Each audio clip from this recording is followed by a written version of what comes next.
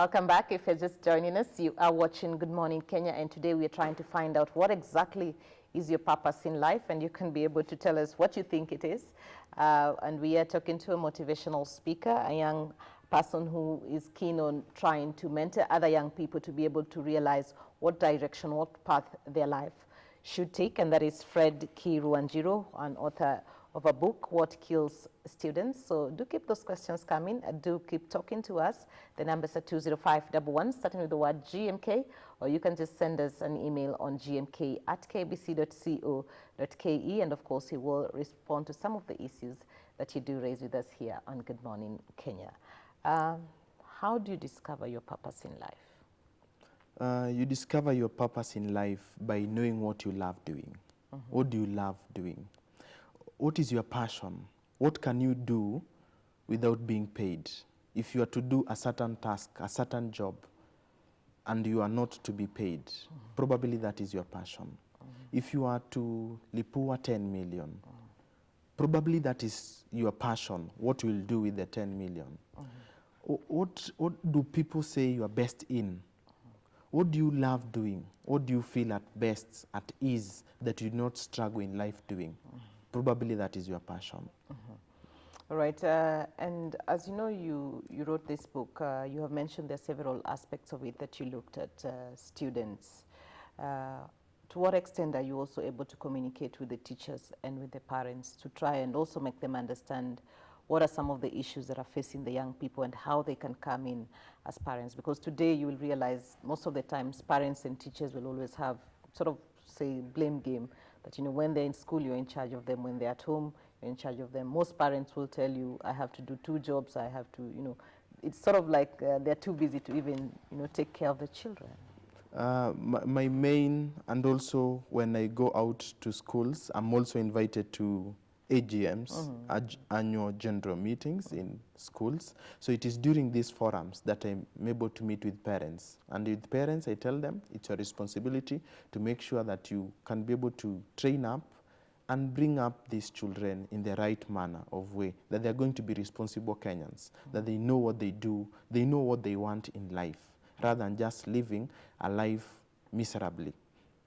So that is my main objective when I go to parents' meeting. When I go to the high school students, I just make sure that they know themselves, they will not suffer from identity crisis, they will live a life of purpose, they will live a life of passion, they will live a life of purpose, so that they will not be able to be following a certain path that, oh, kumbe pesa zinakwanga upande ya daktari.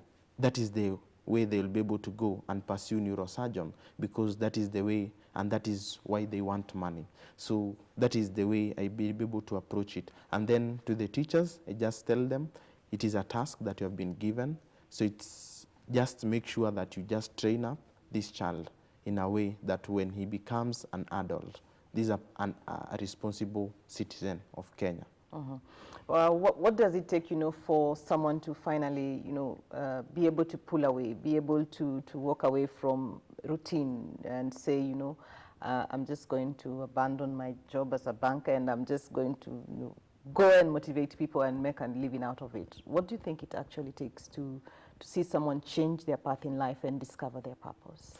I'll say it takes a lot of courage, it takes a lot of passion, it takes a lot of persistence, it's a commitment, because it is we can call it a turn. It's a very big turn in your life. So that means that you have sat down, drawn out your strategic plan, drawn out that this is the input that you need, and this is the output that you'll be able to get after 2, 3, 5 years, after having your own strategic plan. So it's all about making a very big U-turn of your life, because it changes all. It actually changes you as a person, because what you have been doing, it actually turns out to be another thing. So it's a new path that you have followed that needs a lot of commitment, and it is a purpose that you have been able to define, and it is a passion that you have followed, which will not definitely be able to fall on the way as you head to the road to success. What are some of the mistakes that, you know, many people commit in their pursuit for success, in their pursuit for discovering who they are and, you know, venturing into their passion with the hope of making a living out of it? it is actually saying dreaming to, you can say it's dreaming too extreme.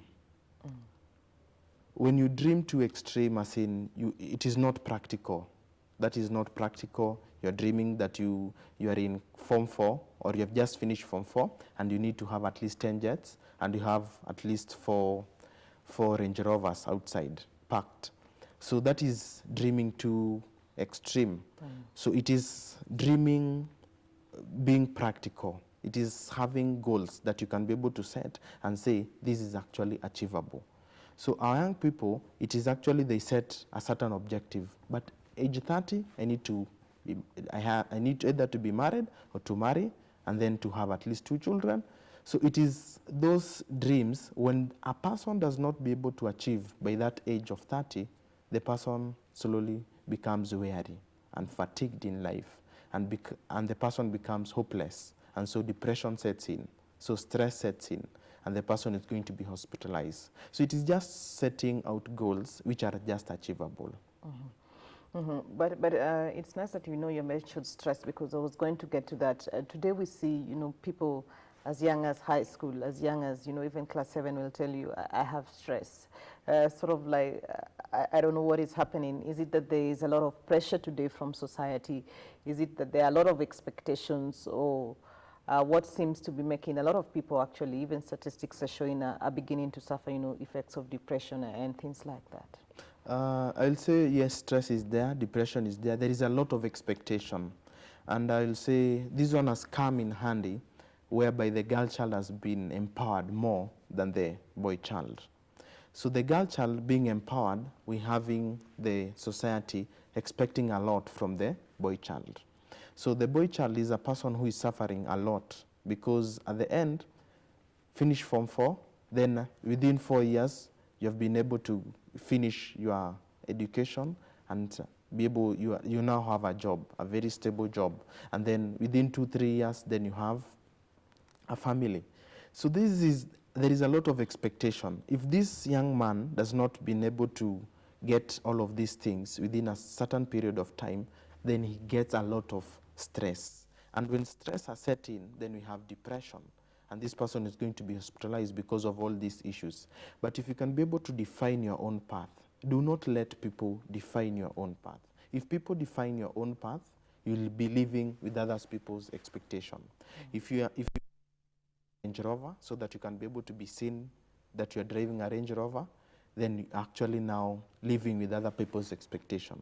But you can be able to drive a Vitz, because that is where you can, because it is not people's expectation. So you are living your own means. So do not live other people's means, as in now you are living what the society is dictating for you, so as to be seen with who and who. All right. Obviously, man is not an island, and we need to always interact with people, and that brings us to sort of the social setting. How do you advise young people, in as much as they're working as individuals, they also have to be alive to the fact that they need to work with other people as well, without necessarily influencing what they want to do, the peer pressure and things like that? I'll say, see, it's all about your friends determines your net worth. So the friends that you have actually determines your net worth. Because if you have friends who only come and just say, leo unataka aje, so they'll definitely buy you. If your friend takes Mira, so you'll definitely take. And if your friend takes either cigarette, you'll be in that company. So it's simply, show me your friend, I'll show you who you are. So I remember in high school I had a friend known as Edward Chege, who was always leading #1. And when we cleared within 2-3 years, he was able to open up a center in the Bright Kids Education Center in Dandora Phase 2. These are the friends that we had, and I had in secondary school. You see, your friend determines a lot of things, because this is a person who was leading in class, and these are so meaning that this person was mentoring me and telling me, yes, you can be able to make it. So when you finish school, you get another friend that you can still be able to pick up. So friends determines your net worth. So if you have friends who only come and negatively influence you, there is no way that you'll be able to go where you want. And the road to success will actually be a very road that has a lot of potholes, a lot of bumps that you need to go through, rather than just, if you can be able to have very unique friends who will be able to take you to a place known as success. What are some of the telltale signs for you to know that, you need to ditch this friend? He's not, been positive in your life. And how do you also, choose your friends? Choosing your friends and also determining your friends, it actually defines your path. If you have defined your path, that you need to go into journalism, that you need to go to be a doctor, that you want to go and be something in future, maybe a lawyer. So that means that you have actually defined your path. But if you can be able to have a friend who is not actually not embracing even your dream, that's a friend that you need just to drop. So a friend who comes in and does not even advise you, is not even excited, does not even talk about you, the dreams that you have, that's a friend who actually is also now pulling you down, who is bringing you negative energy rather than bringing you positive energy into your dream and into your career. It's just a person who needs to influence you in a positive manner and will be able to make it to a place known as success. In the book, how have you, talked to children, young people particularly, on how best they can be able to fight off what we always call peer pressure as opposed to, peer influence? I'll say peer pressure leads to peer pressure. So the friends that you have, be it parents when they have friends that we can call them who are in chamas, we have friends. So these friends who are also in chamas, they can be able to influence these other women to go and buy land in Nanyuki.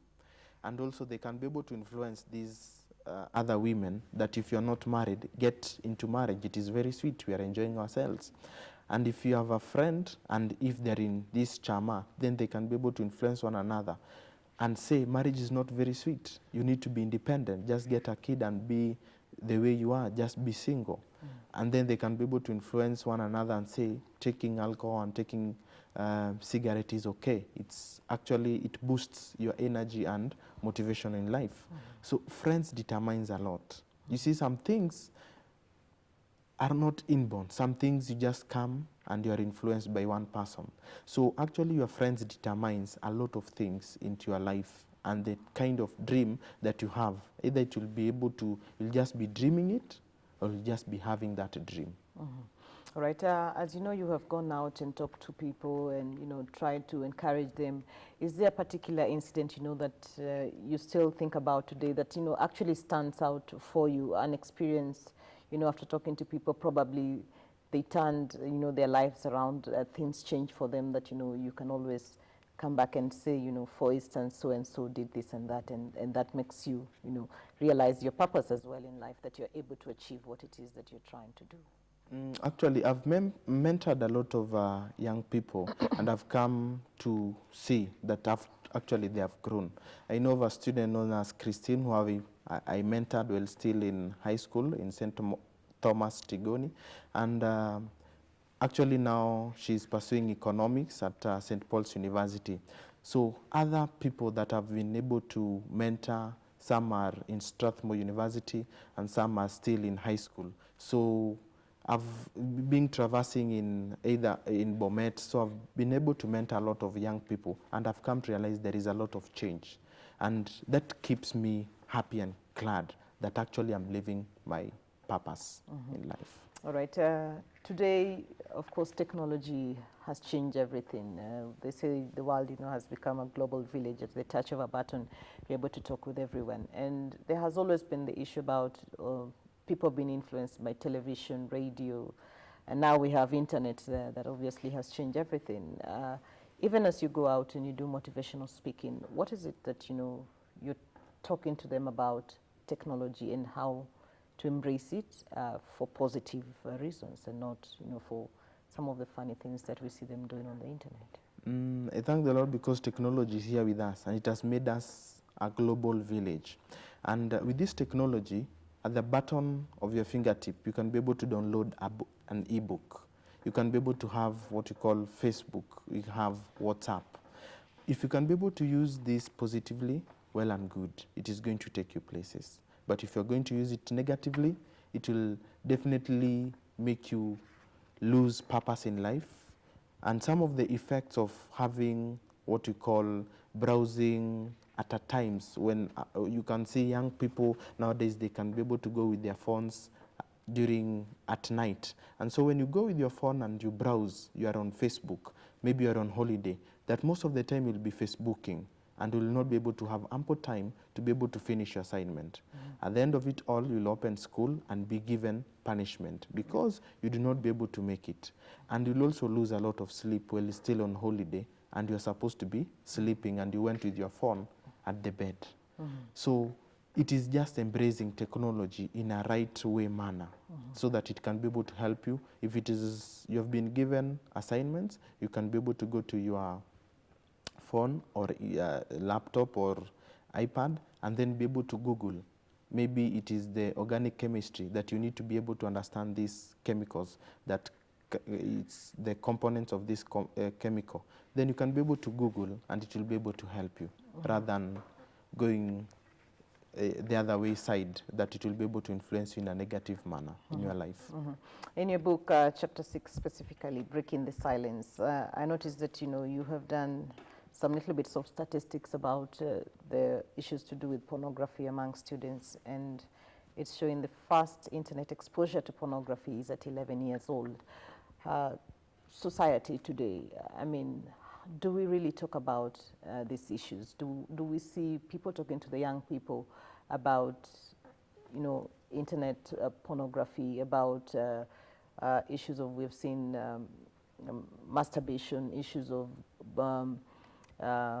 homosexuality in secondary schools? That seems to be a subject that even the ministry at some point, we have seen head teachers denying that these things don't happen in high school. Do you encounter these incidences when you go out to speak to people, and how grave is the situation? Yes, I do. I encounter this situation, but you can be able to overcome them. And that's why I go out to schools and telling young people, especially the Form 1, the induction part of it. I tell them, know these things are there, and just know very well that the person who is going to introduce you to these things, what we call pornography, homosexuality, lesbianism, it is your friend, nobody else. And that's why he said, show me your friend and they'll tell you who you are. Because your friend will be able to influence you in a positive or in a negative manner. So these things are there and they do exist, because most habits are picked in high school or in primary school, because there is a lot of influence.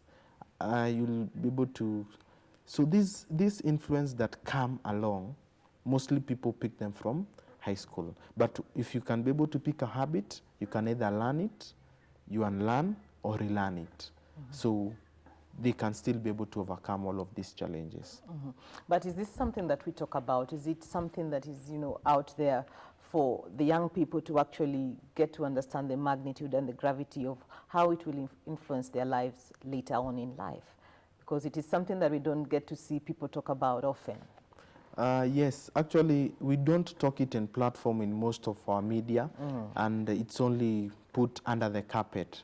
But when I go to school, I'm able to touch on these sensitive matters, and I'm able to put it into perspective and tell young people, if you pick this habit of pornography, masturbation, you will not end up in marriage. And if you end up in marriage, what will happen is that you will not be very productive. You'll be able to view women as sex objects. So when you tell our young people that actually when you watch pornography, it stays into your mind for over 20 years, then the young man keeps that information and knows very well that it actually not helped me, because pornography was actually meant for rapists. So it is not something that is meant for human being consumption. So it is something that will definitely affect you negatively, and you will not be able to make it to a success, and you becoming a person, an adult who is committed and who has a passion for your own life. So it is just overcoming the stresses, so you'll not be able to go into pornography, into masturbation, into homosexuality, and into lesbianism. All right, unfortunately we've run out of time, but what message are you leaving, with the viewers today regarding discovering and going for what really is their purpose in life? I'll tell our viewers is go out for what you love doing. Go for what you love. Go for what you actually love doing. If you go for what you love doing, that is your passion. So if you can be able to avoid all other things, say you will not follow money and follow your passion, you'll make it to a person known as success. If you'll not live a life that you only need, that money defines you, but actually it is passion that defines you. That's why you can be able to remember people like Wangari Maathai. You can be able to remember people like Nelson Mandela because of their leadership skills. Akina Mother Teresa because of love and compassion. But if you can be able not to remember people because of the money. For instance, Catherine, you cannot be able to tell me the kind of car that Nelson Mandela was driving. But you can be able to remember the leadership skills that Nelson Mandela was having. You cannot be able to remember the kind of house that who is this? I Have a Dream, Martin Luther King Jr. was driving, or the kind of house that he was living in. But you can be able to remember that this person had a dream and was able to liberate the young and the black and the whites. So it is that passion that you can be able to go for it. So if you have a dream, well and good, go for it. If you have a passion, that is the thing that keeps you going. And if you don't have a dream, find one now. Yes, and just dream. All right, thank you so much. Unfortunately, we have to stop here, but we do appreciate you, of course, and what you're doing for our young people. We don't get to see that often. That is a very positive thing that you're doing. Thank you very much. Well, we have been talking to Kiru Wanjiro, who is an author, giving us a little bit about what he does, motivational speaking, particularly to young people, talking to them and trying to encourage them, mentor them to be able to find their purpose in life. So I hope at the end of this program, you have begun to think about what is your purpose in life. And if already you are living that dream, then we are glad for you. But on behalf of the entire team, thank you so much for watching. My name is Catherine Achenga. Do enjoy the rest of your viewing.